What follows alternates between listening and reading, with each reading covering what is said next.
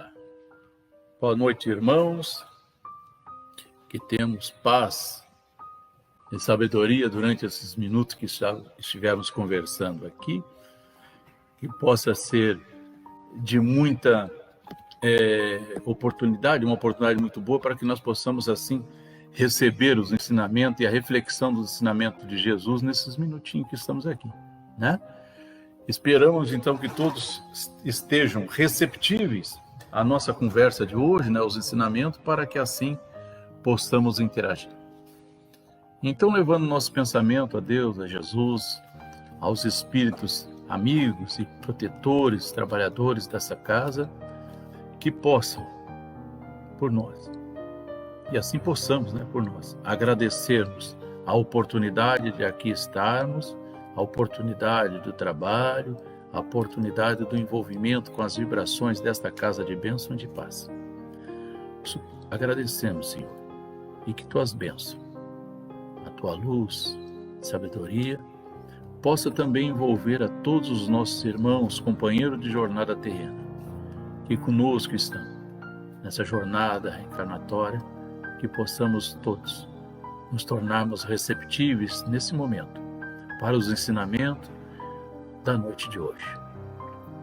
Que possam os espíritos amigos também se utilizarem das vibrações que aqui se desprendem para o benefício e para o auxílio de todos aqueles irmãos que conosco estão.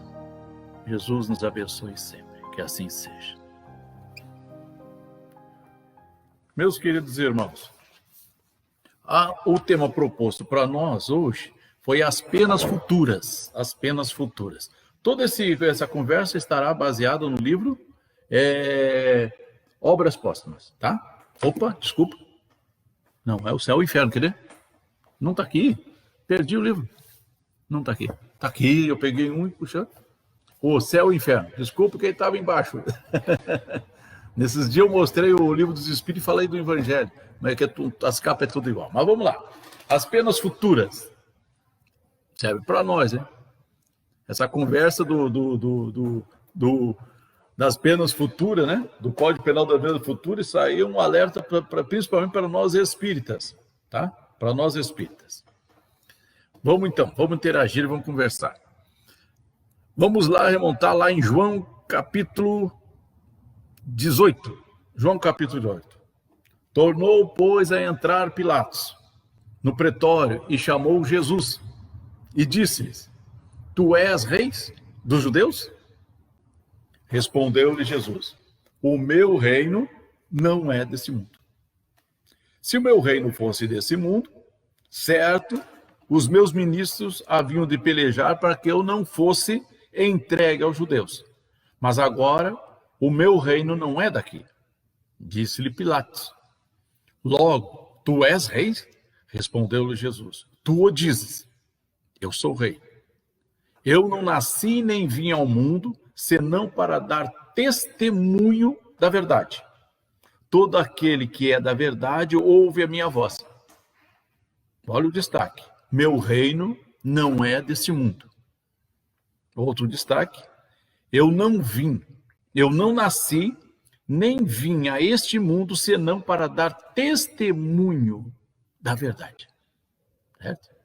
Isso é interessante para nós, quando fizemos o estudo do Evangelho, é tirar os destaques para nos bater bem, né? Depois tem outra passagem que está lá em João capítulo 3, né?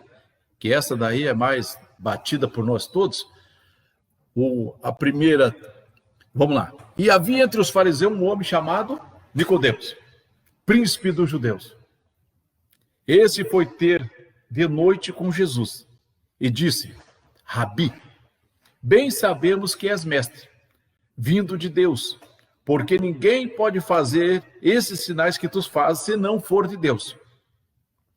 Respondeu-lhe Jesus: E na verdade, te digo que aquele que não nascer de novo não pode ver o reino de Deus. Tá? Aí Nicodemos fala, né? Como pode um homem nascer sendo velho?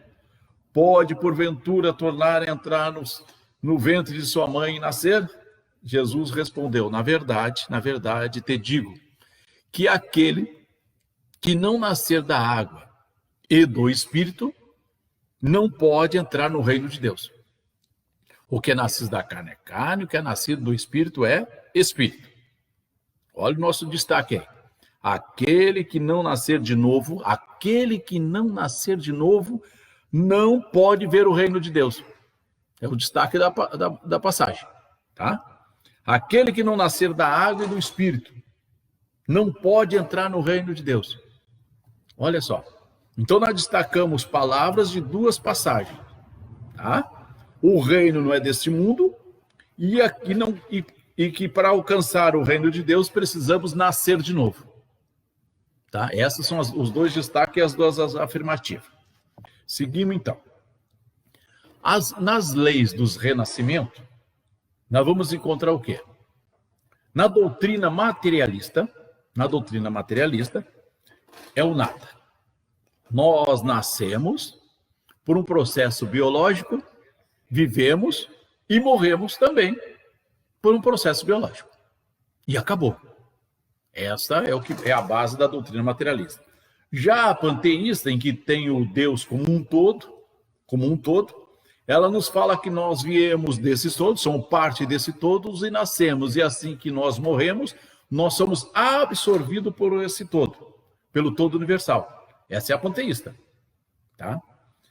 A doutrina da unicidade, que é a mais comum, que mais conhecemos, ela dá a individualidade do indivíduo. Também o processo de nascimento e morte é igual com todos, todo por um processo biológico.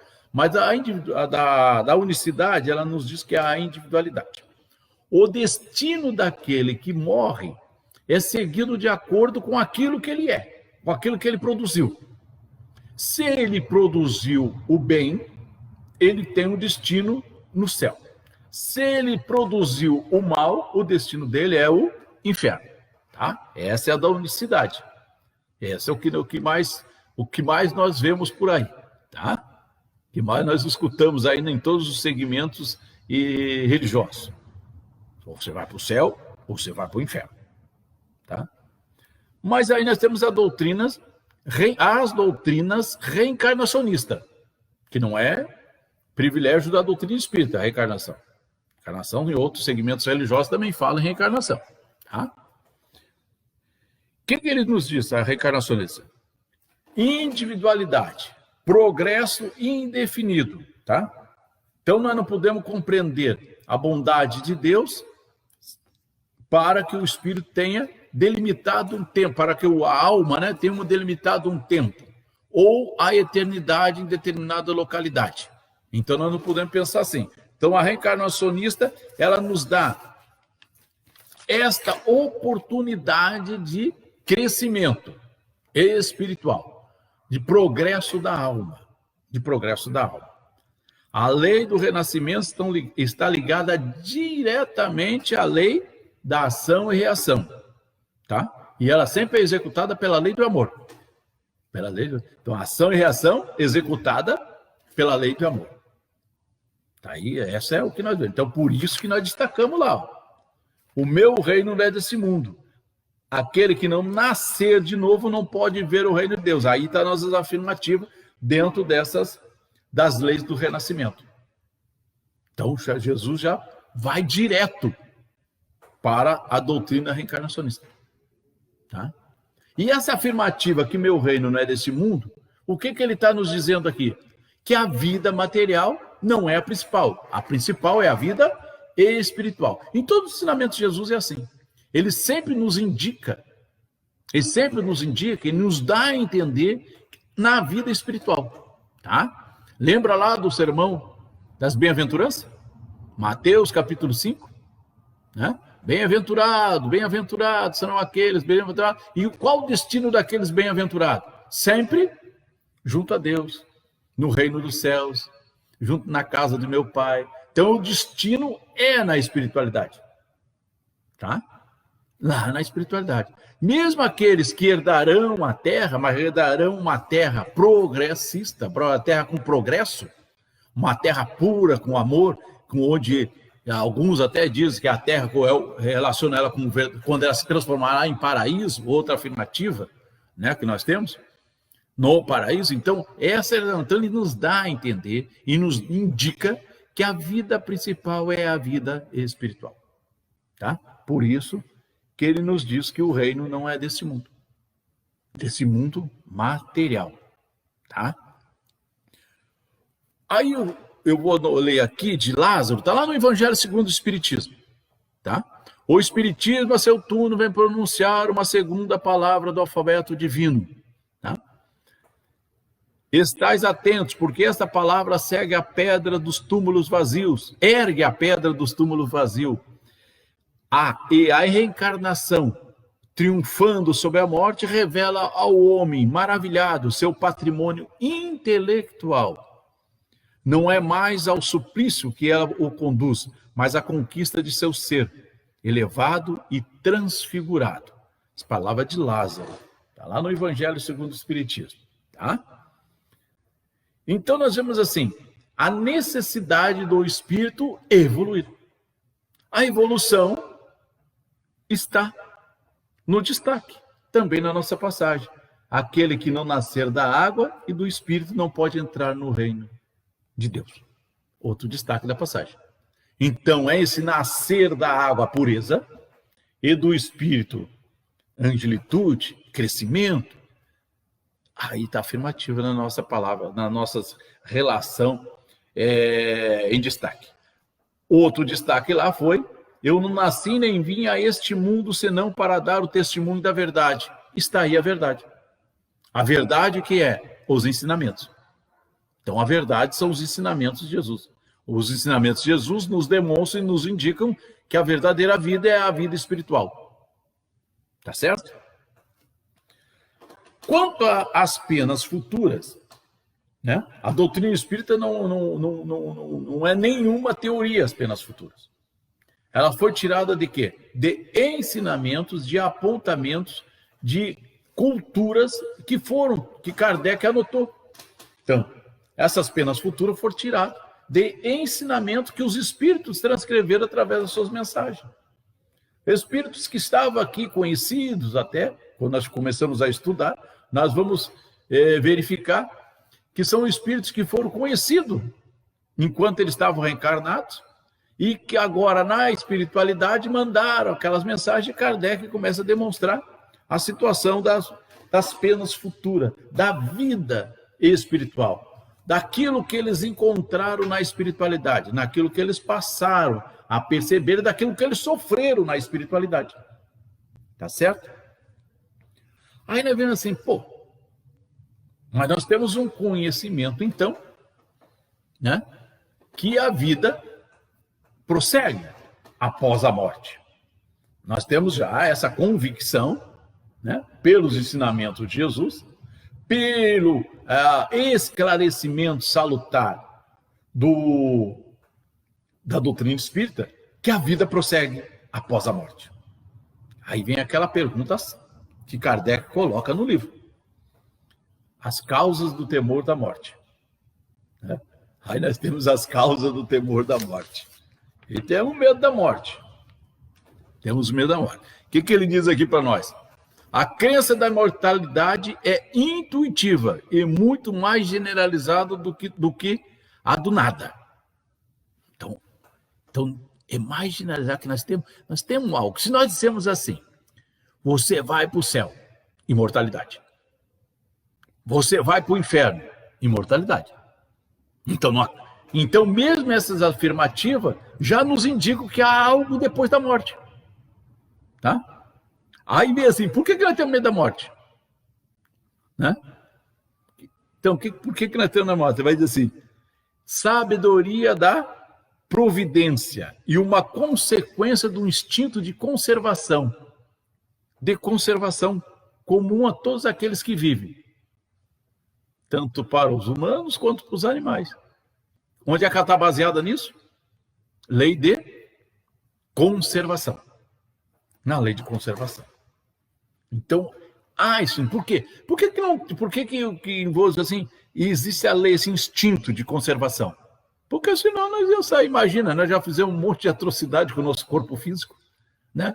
Nós já não judiamos do nosso corpo físico de tudo quanto é jeito. A gente faz de tudo que pode ver aí. Pô, não nos alimentamos corretamente, não tomamos as medicações que são que é para tomar, não fizemos a tal da dieta, comemos o máximo que puder, né? Nos empanturramos, né? Que chega a passar mal. E aí, se não é a base ali, um engessamento da lei de conservação do instinto, imagina o que nós íamos fazer. Se o nosso destino é viver, é passar a oportunidade reencarnatória, tá? O nosso objetivo é passar a encarnatória, tá lá pelo tempo de validade que nós vamos ter. Se nós não tivermos esse instinto de conservação e não estivermos assim regido pela lei de conservação, o que ia acontecer conosco? Provavelmente nós não íamos viver muito tempo.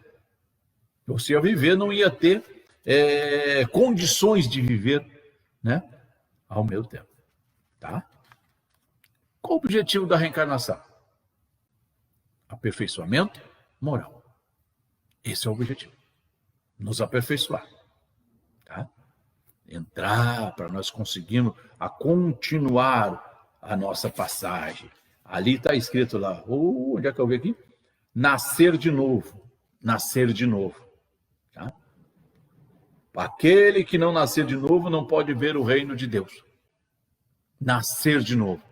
O nascer de novo, nós temos dois propósitos, duas visões nesse entendimento. A reencarnação e o recomeçar. Tá? Vamos reencarnar e também no processo reencarnatório nós podemos recomeçar. Nós reencarnamos e estamos aqui fazendo tudo errado. Daqui a pouco, estou errado. Eu vou recomeçar. E vou fazer outro. Não acontece assim conosco às vezes, nós estamos numa determinada profissão, exercendo uma profissão, somos formados para aquela profissão e daqui a pouco a gente muda totalmente, porque aquela profissão que eu deslumbrava que seria a profissão útil para mim, que eu ia crescer, e eu vejo daqui a pouco não era isso que eu queria. Aí eu recomeço. Isso é o recomeçar, tá? Às vezes eu estou perdido, errado, fazendo tudo errado na vida, estou meio desgostoso, acomodado, e daqui a pouco eu pulo da cama, eu pulo do sofá e vou, e sigo na luta. Esse é o nascer de novo, também, tá? Por isso que ele diz que nós devemos nascer de novo. Aí os processos de como vai nascer de novo, como é que nós vamos observar, é uma conversa bem mais longa, né? Que é a arte de recomeçar, tá? À proporção que o homem compreende melhor a vida futura, o temor da morte diminui. Aí nós paramos. Até tem uma passagemzinha aqui que ele fala por que os espíritas não temem a morte. Está aqui no livro. Quem lê o livro vai ver. Por que os espíritas não temem a morte? Por quê? Isso nós vamos falar do modo geral, porque tem muito de nós espíritas que tem medo, não bota ali porque está com medo. Ah, tenho medo, eu tenho muito o que fazer, né? Porque os espíritas, ele diz que porque os espíritas têm... A doutrina espírita transforma completamente a perspectiva do futuro. A vida futura deixa de ser uma hipótese para ser uma realidade. O estado das almas depois da morte não é mais um sistema, porém o resultado da observação. Olha aí. Então nós temos o conhecimento da vida futura. Nós que somos espíritos. Pô, nós vemos estudando aqui Livro dos Espíritos, né? O Evangelho, Livro dos Médiuns. Nós nos comunicamos com a espiritualidade, né? Nós nos comunicamos, nós conversamos, perguntamos, olha só, nós sabemos tantas coisas, o que nós espíritos já sabemos da vida no plano espiritual? Várias. Se estudarmos então as obras de André Luiz, que nos dão uma visão bem clara da espiritualidade, vamos ver, pô. Então, por isso que nós vamos dizer assim, Kardec nos afirma, né, que os espíritas não temem. Por que os espíritos não temem a morte? Não deve temer, né? Mas como nós temos espíritas, irmão espírita, tem medo de espírito, quando vê o espírito vai embora, né? É só dar um barulhinho que nós já ficamos, já corremos, não é assim? Vamos lá. Dentro do livro, capítulo 7, do livro do Céu e Inferno, Código Penal da Vida Futura, está lá exposto. O Espiritismo não vem, pois, com sua autoridade privada, reformular um código de fantasia. A sua lei, no que respeita ao futuro da alma, deduzido das observações do fato, pode resumir-se nos seguintes pontos. Aí nós entramos no Código Penal da vida futura. É um apanhado, vamos dizer assim, em que, se nós formos estudar, são 40 itens, né? Se eu não me engano. Se nós formos estudar um por um, nós vamos ver que é bem profundo. Mas vamos dar uma passada rápida assim, tá? Já começa assim: a alma ou o espírito sofre na vida espiritual as consequências de todas as imperfeições que não conseguiu corrigir na vida corporal. Quando nós estamos na erraticidade, período entre duas reencarnações, nós estamos lá refletindo. O que nós vamos fazer? Certo? É aquilo que Jesus chama lá nas passagens do ranger de dente. Certo? Do ranger de dente. Haverá choro e ranger de dente. É nós lá sentadinho, lá olhando, olha só, de mãozinha dada com aquele que foi o nosso desafortunado, dizendo: erramos, não conseguimos. Ou, se não, diz assim: não conseguimos de novo. Né? Então, nós ficamos lá meditando. E essa meditação, essa agonia daquilo que nós não fizemos, ou daquilo que nós fizemos e não deu certo, ou que nós nos comprometemos mais ainda na vida material, enquanto passamos pelo processo reencarnatório, isso aí é um sofrimento tremendo para nós, espírito. Tá? E é isso que nos indica o inferno. De uma maneira figurada. É o nosso inferno. Tá? É o nosso inferno. Não tem aquela... O Divaldo conta uma historinha dessa, né? O Divaldo conta uma historinha dessa, do céu e do inferno. Aí o samurai lá, foi lá, o aprendiz do samurai, foi falar com o samurai: mestre, né? Mestre, me diga o que é o céu e o que é o inferno. Aí o samurai fala algumas coisas: o inferno é você, o inferno não sei o quê. Aí o cara fica irritado, o aprendiz fica irritado com o mestre samurai, né? E fica bravo e começa a xingar. Xinga, começa a xingar: mas você devia me responder com mais clareza, que não sei o quê. Até que ele puxa a espada dele. E quando ele puxa a espada, se levanta, querendo bater no mestre, o mestre diz assim: isto é o inferno. Isto é o inferno. Aponta para ele. Aí ele abaixa a espada e fica pensativo. E aí, nesse pensativo, ele vai, depois de ele pensar bastante, ele pede desculpas. Me desculpe, pois eu agi num impulso que não devia, para alguém que está sempre me auxiliando, que não sei o quê. Aí o mestre olha para ele: este é o céu. Aí está. Então, nesse momento, nós, na espiritualidade, na erraticidade, ficamos pensando, refletindo. Nós ficamos vendo aquela cena daquilo que nós cometemos, daqueles erros que nós cometemos, daquelas brutalidades, daquelas agressões que nós cometemos. Isso é o nosso inferno. E aí nós vamos querer mudar. Nós vamos querer mudar. Aí essa mudança, nós pedimos a oportunidade reencarnatória. Para junto daquele companheiro, aquele que estava ali conosco, para que nós possamos nos redimir. Certo? Existem as leis divinas. Né? Ali no livro dos Espíritos nós podemos ver as leis divinas, algumas delas estão ali. Para que nós possamos evoluir, alcançar os patamares de evolução, nós devemos cumprir, a rigor, essas leis.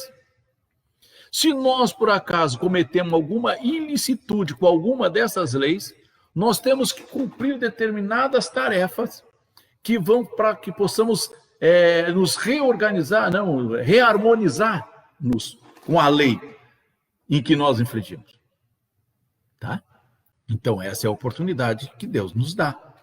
Aí diz assim: a completa felicidade prende-se à perfeição, isto é, a purificação completa do espírito. Então, a jornada evolutiva, e nós ainda estamos aqui na jornada evolutiva humana, né? Nós temos que acabar da evolução humana, não precisamos mais reencarnar para ir para um outro patamar, que é a evolução espiritual.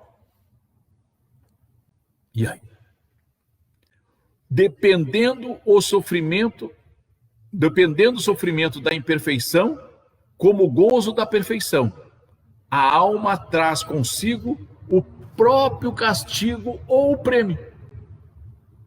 Então, aquilo que eu cometi, aquela ilicitude diante das leis divinas que eu cometi, ela será, para mim, uma imperfeição.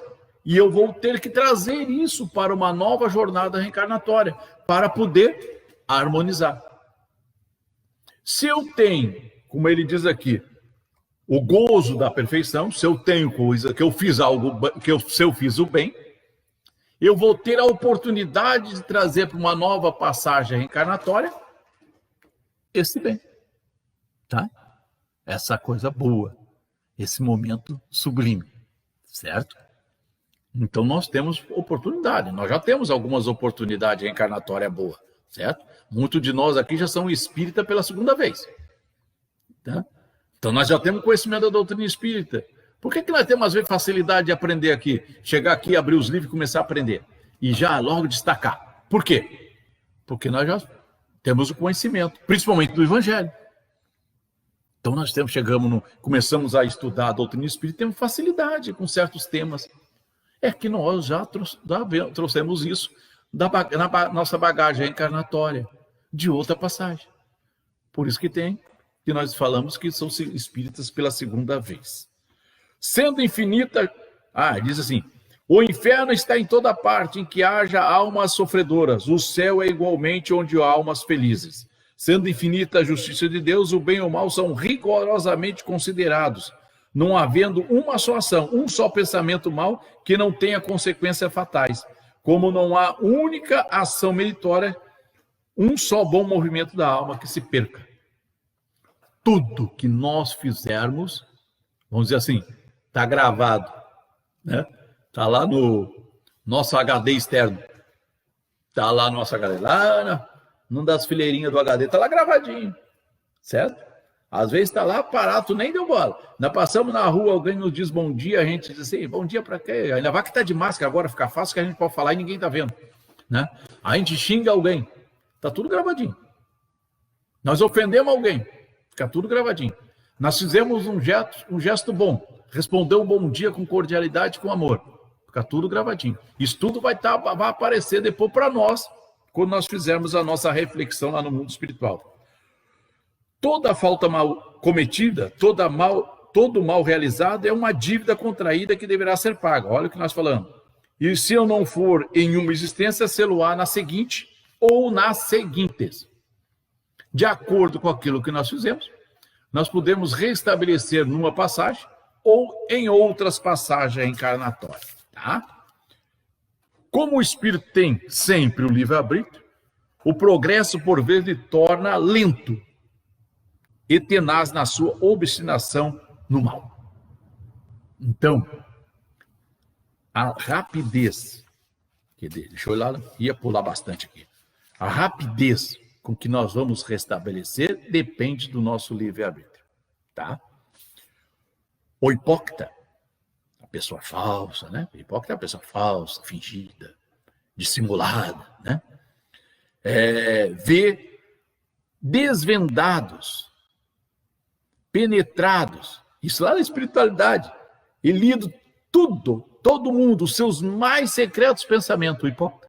Imagina que tormento. Eu pensava tão mal daquela criatura. Eu falava com os meus pensamentos, eu falava para os outros tão mal de alguém. Aí daqui a pouco eu estou na espiritualidade, tu sabe, estou olhando lá, estou vendo que está todo mundo sabendo. Imagina que tristeza, que sofrimento. Mas eu não falei para ninguém, como é que ele sabe? Aí diz assim, o egoísta fica desamparado de todos, sofre as consequências da sua atitude terrena. Nem amigos se lhe estenderão as mãos, nem amigas mãos se lhe estenderão as mãos às suas súplicas. O egoísta. O único meio de evitar ou atenuar as consequências futuras de uma falta está no repará-la, desfazendo-se no presente. Desfazendo-a no presente. Aí vem assim, condições necessárias para reparar a falta. Essa é a receita ali de Kardec que botou ali, para nós repararmos as faltas. Primeiro, e elas estão ligadas uma na outra, não tem que pular, para reparar nossas faltas. Arrependimento. Só vamos observar os nossos erros quando nós nos arrependemos, quando nós observarmos realmente os nossos erros. Quando realmente nós falamos assim, isso eu fiz errado. Esse é o arrependimento. Não devia ter feito isso. Esse é o arrependimento. Então, o primeiro passo é o arrependimento, tá? É o primeiro passo para o aperfeiçoamento é o arrependimento. Não podemos fugir disso, tá? O que diz aqui? O arrependimento suaviza as dores do segundo passo. O segundo passo é a expiação. Então, quando que eu vou expiar? A expiação consiste nos sofrimentos físicos e morais, que são as consequências das nossas faltas cometidas. E eu só vou amenizar essa expiação, esse sofrimento, com arrependimento. Por isso que eles estão ligados. Tá? Por isso que eles estão ligados. O que diz mais aqui? Seja desde a vida presente, seja após a morte, na vida espiritual, seja numa nova existência corpórea, até que os traços da falta sejam apagados. Então, a expiação, tá? A expiação, ela está ligada primeiro, tem que ter o arrependimento. Senão eu não vou passar por aquilo ali. Vai entender aquilo ali. Eu vou passar pela dor. Ah, mas então o que vai acontecer? Se eu cometi determinada ilicitude às leis civis, ou às leis penais do mundo, eu, na espiritualidade, de acordo com o Código Penal, eu vou ter que passar por aquilo ali. Se eu cometi um homicídio em alguém, eu vou ter que, numa outra passagem, também ser assassinado? Não necessariamente. Tá? Se eu incendiei a casa de alguém, a moradia, eu terei confiscado esse meu bem também através do incêndio? Não, a expiação não precisa vir assim. A expiação não precisa vir assim. Ela pode vir de outras maneiras, tá? E essas outras maneiras, que nós vamos entender na dor e no sofrimento moral, na dor física ou no sofrimento moral, eu posso reencarnar daquela maneira, né? De uma maneira com alguma deficiência física, tá? E essas deficiências físicas, elas nos servem para quê? Não só como sofrimento para a criatura, mas sim como barreira para não cometer novas ilicitudes. Eu já venho em algumas jornadas reencarnatórias cometendo ilicitudes, tá bom? Aí diz, pô, meu Deus, eu não quero mais. Toda vez que eu reencarno, eu vou lá e fico chutando as pessoas, pisando em cima de uma outra. Pelo amor de Deus, dessa vez eu quero ir sem a perna, ou sem o pé, tá? Ah, então você vai. Aí você não vai conseguir. Pode até ter vontade, mas não vai conseguir. Entendeu? É mais ou menos assim, né? A nossa figuração.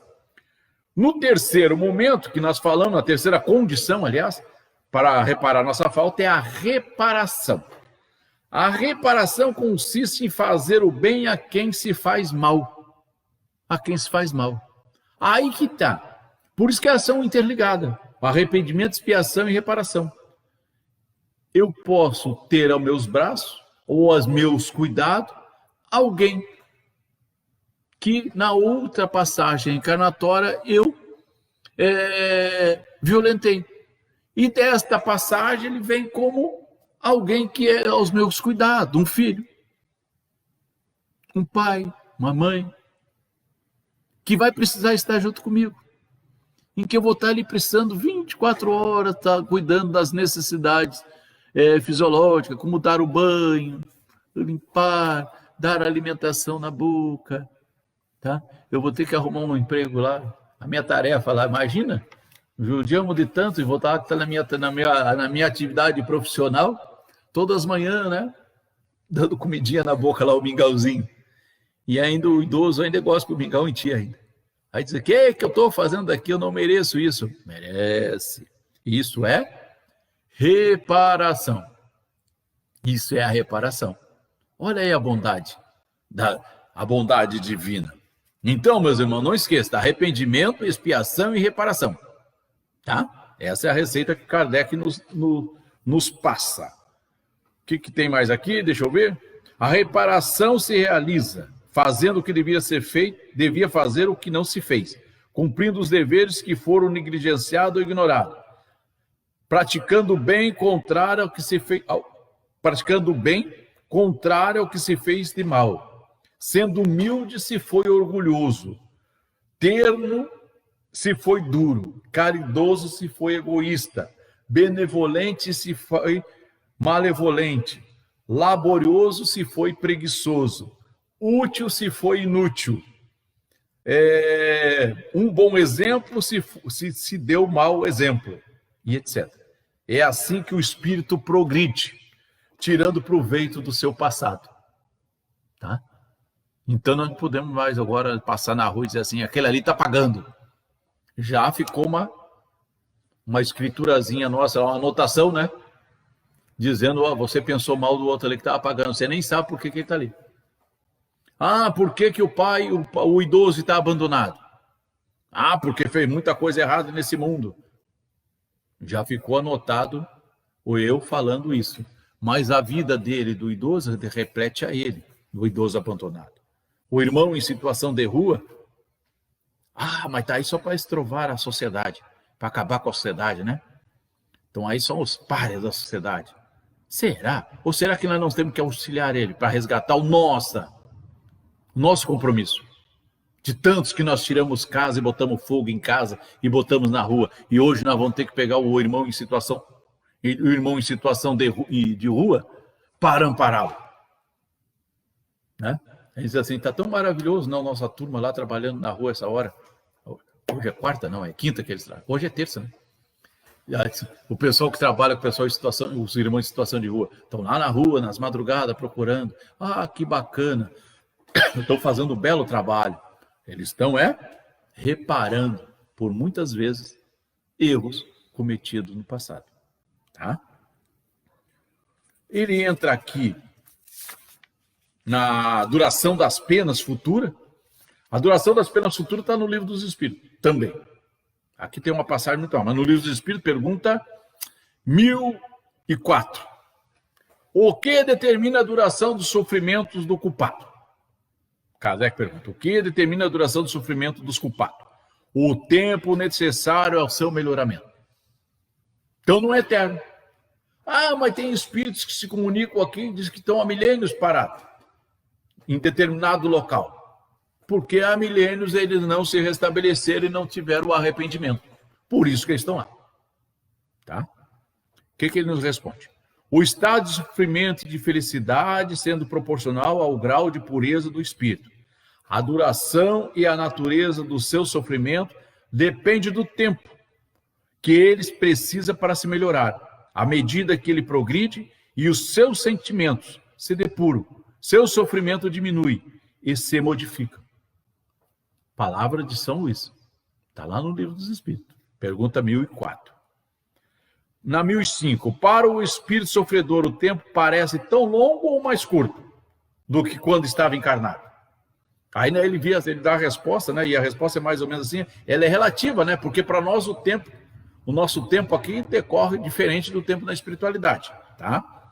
Aí diz assim, parece mais longo. O sono não existe para ele, só para os espíritos que atingiram um certo grau de purificação, o tempo se apaga. Por isso dizer em face do infinito. Por isso que eles acham que o tempo, eu estou aqui infinitamente, foi aqui encarcerado, mas não tem um arrependimento. Aí ele não volta. Tá? Ele pergunta também, na 1007, se os espíritos jamais se arrependem, diz que pode ser, se demora, não jamais se arrepende, demoro para se arrepender. Tá? E tem espíritos que necessitam ter reencarnações conduzidas, para que eles possam ser conduzidos para determinada grupo, né? Para determinada sociedade, para ele poder se restabelecer e se ver na vida, na matéria, na vida material, para poder se restabelecer e realmente tocar nele o arrependimento. Tá?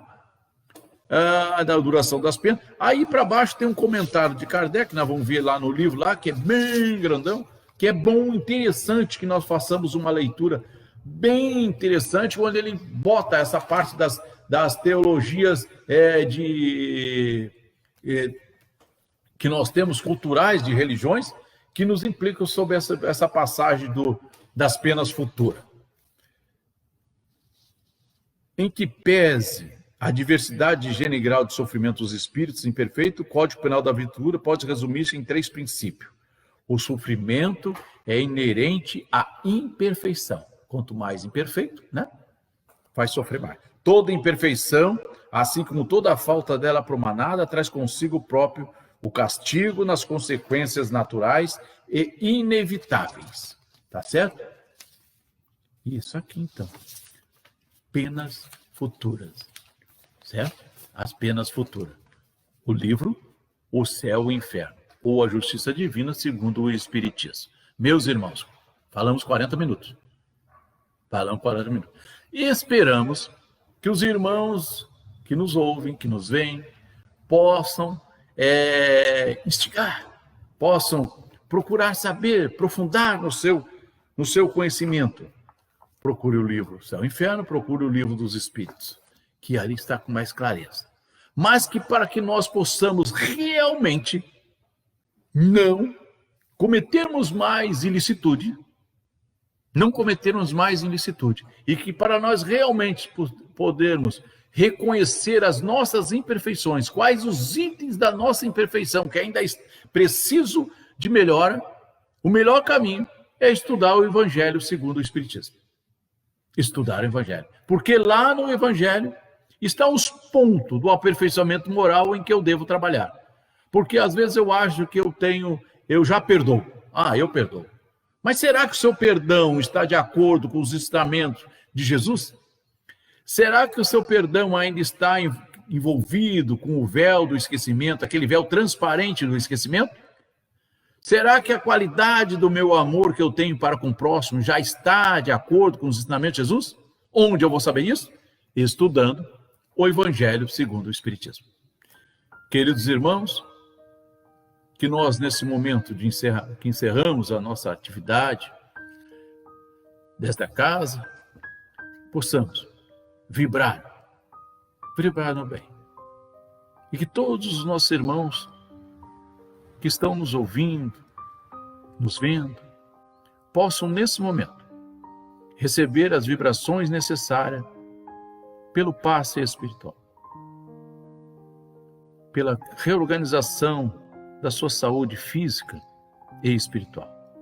Que todos possam ser acometidos dessas vibrações boas. Suplicamos por todos os nossos irmãos que necessitam de esperança e conforto na palavra de Jesus e seus ensinamentos. Que tenhamos paz e sabedoria sempre. Muito obrigado a todos.